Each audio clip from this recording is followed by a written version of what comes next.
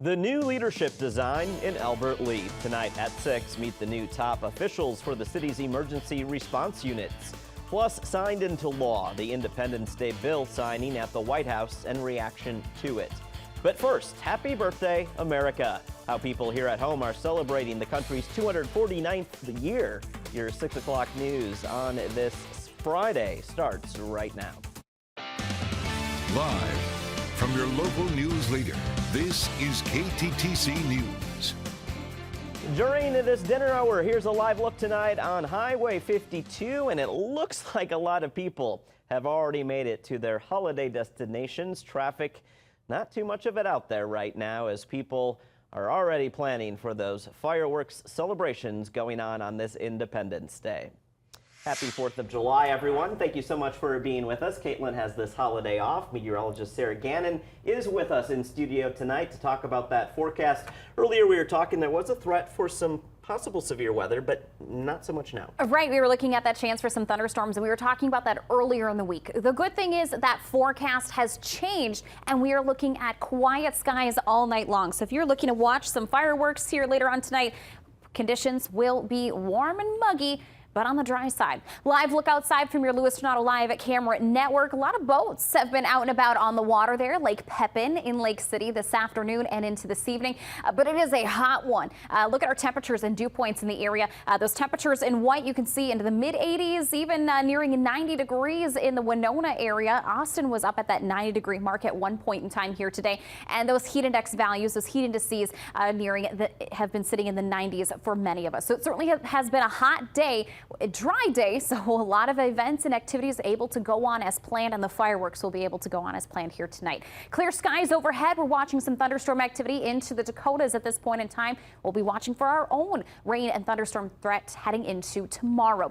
If you're planning to head out and about for those fireworks tonight, as I mentioned, the forecast panning out wonderfully here on this 4th of July. Temperatures will be warm by dusk at 10 o'clock tonight, upper 70s, low 80s. It will be muggy though, so just prepare ahead of time for that if you're planning to head out and about here for those fireworks shows. Tomorrow, though, keeping an eye on some isolated showers and thunderstorms off and on throughout the day. So if you do have any outdoor plans tomorrow extending into that holiday weekend, be mindful of that. We'll be pretty much done for when it comes to rain by about 8, 9, 10 o'clock tomorrow evening.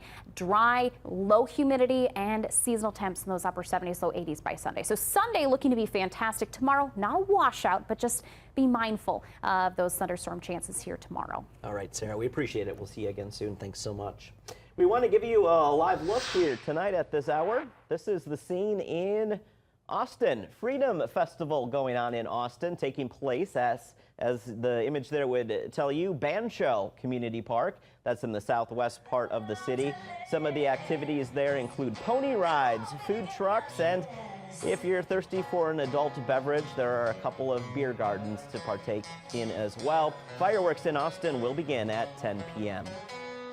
4th of July festivities are underway all across our area. In Stewartville, Summerfest has been a tradition for several years now. KTTC's Grant Jones stopped by to check out all the fun going on. Land of the free, home of the Tigers. Stewartville does the 4th right. Stewartville Summerfest kicked off its 3rd and penultimate day today. The 4th of July features Art in the Park, an annual event that gives vendors a chance to sell their wares. Everything from toy tractors, hot pads, and sweet treats for both you and your best canine friend. Families lined up in Bear Cave Park to both purchase and play. Several outdoor activities were available for kids, including an automatic swing, rock wall, and bouncy castle. Josie Sanford, a vendor with Crafting Friends, says she's proud to be part of the event. It's a lot of fun, you know. It's time to spend extra time with your family and hang out, and we're a fun bunch of people. So. But you don't have to just be at the park to have all the fun. You can actively park as well, or at least your car. This show has been our 21st year of the 4th of July Car Show. And it's a way we can say thank you, and also with our sponsors, American Legion, it's a way we can say thank you to them. It's also a fundraiser for them, help them raise money to help improve their parking lot. The car show, run by Stewie Cruisers, brought in car enthusiasts from across the region and cars from across time. All types of cars, both new and old, were judged on everything from engine compartment to cleanliness, inside and out. For Chamber of Commerce Vice President Robert Rushka, 4th of July is a special time for a town of just around 7,000 people. I mean, they take it very, very seriously. People plan their vacations around it. People come home for this. So it's cool to have it be a homecoming, to see all the awesome barbecues and parties that people have in their yards and stuff like that. Making memories they won't soon forget. Reporting from Stewartville, I'm Grant Jones, KTTC. Thumbs up for sure. The Grand Parade, by the way, kicking off at 6:30, so in less than a half hour now in Stewartville, with the fireworks in the community also happening tonight at 10. The Independence Day begins the America's celebration toward 250 years. That big birthday happening next 4th of July. And over the course of this next year, KTTC is going to zero in on our history as Americans, Minnesotans, and Iowans, specifically in a segment we are calling This Day in History. Today is a no-brainer, of course. On this day, 249 years ago, the Continental Congress adopted the Declaration of Independence, meaning the 13 American colonies cut their ties with Great Britain. Every year on the 4th of July, we as Americans celebrate our independence as a nation. Stay tuned next week as we share more dates and historic facts with you that unite us as a country. A triumphant president signing the mega bill he muscled through a divided Congress today. President Donald Trump says there could be no better birthday present for America than what he is calling a phenomenal victory with this week's passage of his sweeping domestic policy plan. Trump insisted U.S. lawmakers pass it by the 4th of July, and they did just that. The president holding this special signing event late this afternoon at the White House. The nearly 900-page bill includes a tax cut and spending package that is projected to increase the national debt by $3.3 trillion over a decade. Trump told reporters after the House narrowly passed the bill yesterday that he believes he now has more power than in his first term. The bill extends the Trump-era tax cuts from 2017, eliminates taxes on both tips and overtime, and includes billions for immigration enforcement and military spending. It also means cuts to health care programs like Medicaid and Planned Parenthood, SNAP benefits, also known as food stamps, and clean energy credits. Digging deeper now into a call for an apology after a KTTC report last night on civility in politics. It stems from a social media post and a series of posts by Olmsted County DFL Chair John Swanson on his personal account. According to the Olmsted County GOP, the posts show a disturbing lack of respect for people with differing views. In a statement, the Republican Party of Olmsted County, writing in part, quote, in a recent interview with local media, DFL Chair Swanson talked about the need for civility in our politics. These disgusting and threatening posts have no place in our community, end quote. Now, the statement also included several snapshots of posts the local GOP party call violent and hateful. Here's one of them. Now, we've blurred the imagery in the middle for the content it includes. The GOP says comparing present-day elected leaders to Nazis is not productive to thoughtful discourse. According to the timestamp, the post appeared on John Swanson's personal Facebook page on June 11th. It received 1 like. KTTC confirmed it was included on Swanson's page, which is publicly accessible, and at last check, it was still up.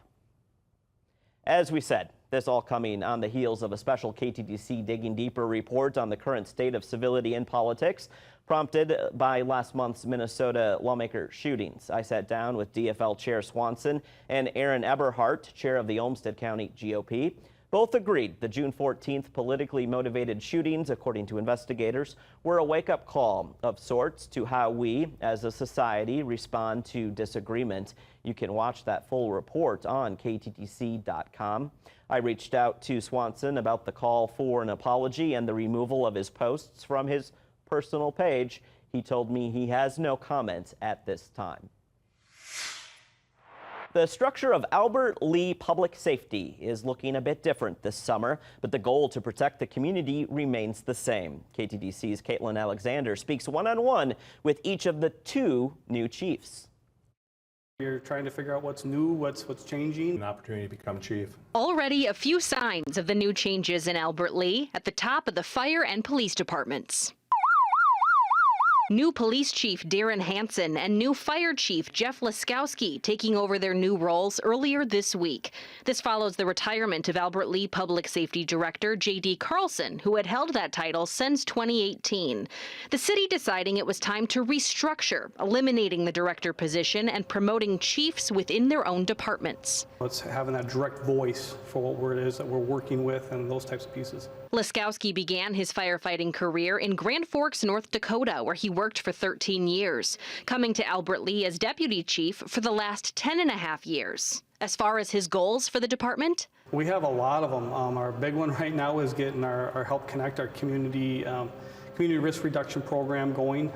That's a huge program for us. An effort to better connect people in the community with resources they need, and in turn, potentially decrease repeat 911 calls. Hansen has been with the department since 1995 in a range of roles. I've been the boots on the ground. I've been kind of the grunt at times, taking the calls, working nights, weekends, holidays. He says his plans include mentoring new officers in his department. Like most departments in the state, we're very young. We hired great people, but we were trying hard to kind of spin them up to speed. 2 leaders under 2 different roofs allows each chief to zero in a little bit closer on their specific department, but they say there's still that need for collaboration. You know, how can we complement each other's departments? Both sharing kind parting words for their predecessor. It was a great opportunity to learn and have that person to have the communication with. So I think you really set our department up for success. In Albert Lea, Caitlin Alexander, KTTC News.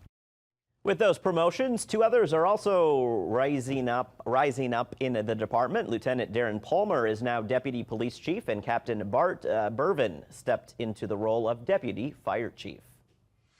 You can always stay up to date on the latest breaking news and get the first alert to changing weather with our free KTTC News and Weather app. Scan that QR code on your screen to download both of the apps, and don't forget to turn them on to get notified to news and weather you need to know. Well, still ahead here tonight on your News at 6, a preview of one of the country's largest fireworks shows, which you can watch later tonight right here from the comfort of your home on KTTC. And as we gear up for that fireworks show, it will be a warm and muggy evening across the area. I have the first alert to some thunderstorms looking to roll through for your Saturday as we continue into the long holiday weekend. Before we send it to break, we'll take a look at tonight's Garden Gallery winner, Dale from Rochester, with some beautiful roses. Congratulations, Dale. You can head on over to Custom Retaining Walls and Landscape to pick up your $10 gift certificate. We'll have another Garden Gallery winner tomorrow at 6 o'clock, but we will be right back with more on your First Alert forecast coming up. Get ready. For many of us, it wouldn't be the 4th of July without the fireworks, and traditionally one of the nation's biggest and best shows is the Macy's Fireworks Show going on in New York City. You can see that right here tonight on KTTC starting at 7 o'clock. Mark Barger has a preview. Tonight will mark the 49th edition of the Macy's Fireworks Spectacular. But each and every year, innovation is key for us, and we continue to try to make the show bigger and better and more fantastic for our audience. This fireworks test last month in the Mojave Desert, just part of a year's preparation for tonight. Shopping around the world for fireworks. We've got some really cool stuff this year that has never been seen in New York before. This year also adding the Brooklyn Bridge. Roughly 30,000 fireworks shells will launch from the iconic bridge. And earlier this week, crews were busy preparing the additional 50,000 shells that will fire from 4 barges along the East River. Some aerial shells will actually have 8 different effects lasting 8 to 12 seconds rather than just your usual few seconds for a typical firework. Oscar winner Ariana DeBose will host tonight's broadcast, which will feature performances from Lenny Kravitz, the Jonas Brothers, Ava Max, Keke Palmer, and country stars Eric Church and Trisha Yearwood. Well, the 4th of July is always a party, right?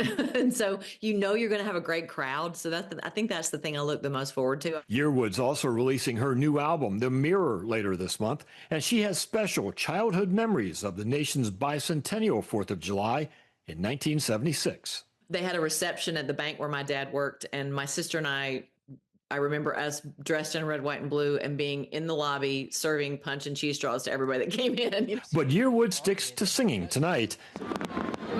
as pyrotechnics fill the air. Take a 25-minute break from all the noise and enjoy some art in the sky and some spectacle. So that's been our motivation since day one.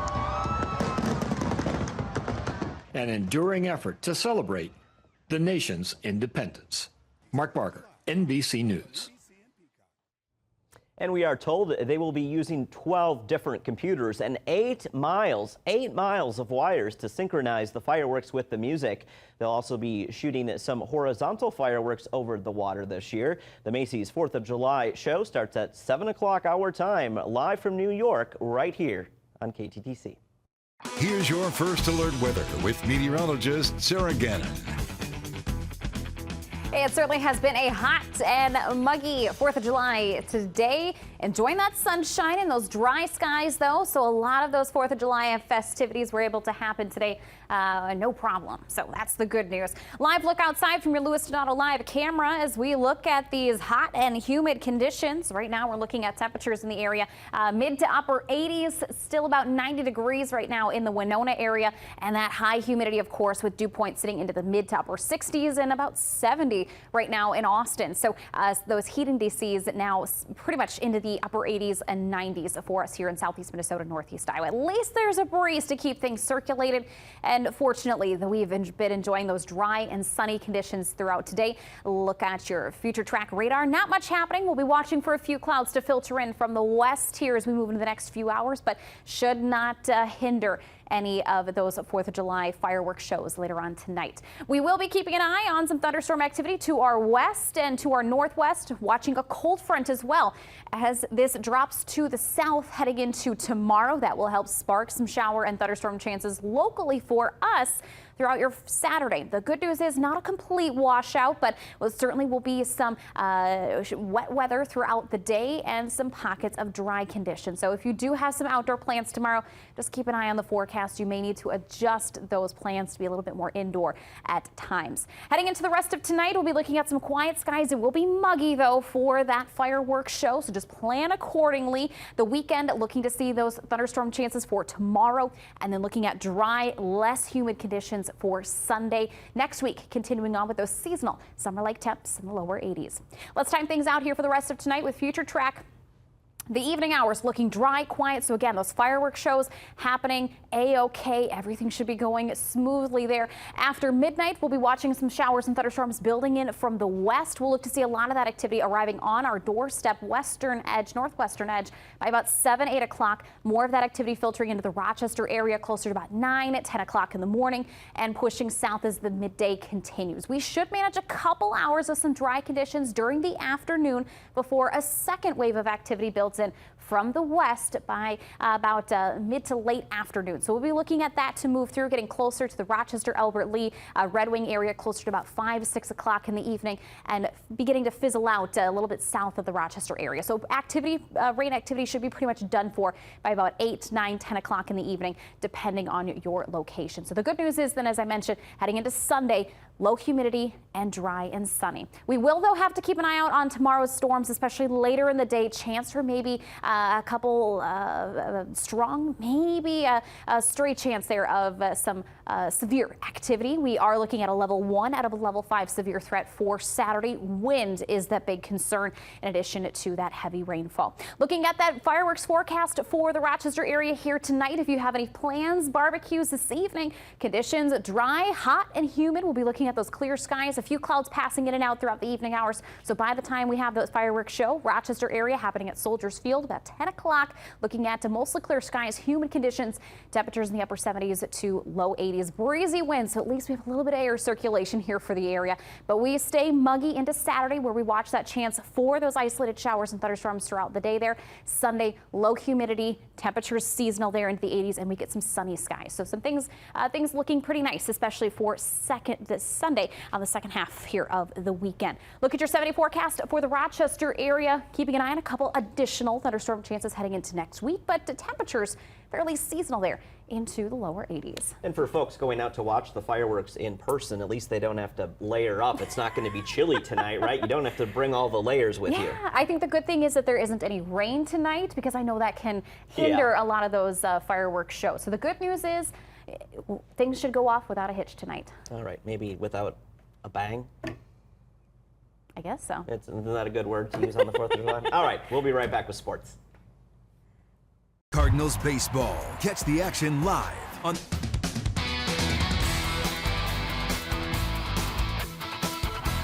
As they say, there's a first time for everything. I'm doing sports tonight. Nick, Nathan, Ryder, all off, enjoying the holidays. So I'm going to attempt to do some sports. The good news, and thank the good Lord, we have no highlights for you tonight. We're just reading scores, and we begin with the Minnesota Twins returning to Target Field for a 4th of July weekend series with Tampa Bay. This one, a close one, going tied into the 9th inning. The Twins pulling it off with a 4-3 victory for the 4th of July win. These two teams again taking to the field tomorrow. First pitch, 1:10. At the local level, the Honkers looking to keep their winning streak going here. Right now they are down in the 4th inning, 2-3, just trailing by 1 run. Plenty of time left in this one. By the way, the Honkers won against Duluth yesterday, so they'll try to sweep the Huskies. That's who they are. They travel to Thunder Bay for a 2-game series tomorrow against the Border Cats. I'll work on it. I get to do it again at 10. Maybe I can fine-tune the art of sports delivery. I heard the folks in back chuckling a bit, so. Oh, I got to clap. I got to clap. A different kind of competition for you when we come back. Cardinals. And we can't have the 4th of July without this, a hot dog eating contest at Coney Island. And again, Joey Chestnut blowing away the competition, 70.5 hot dogs, Sarah, in Ew. 10 minutes. Oh. Enjoy your supper, everyone. Happy 4th of July.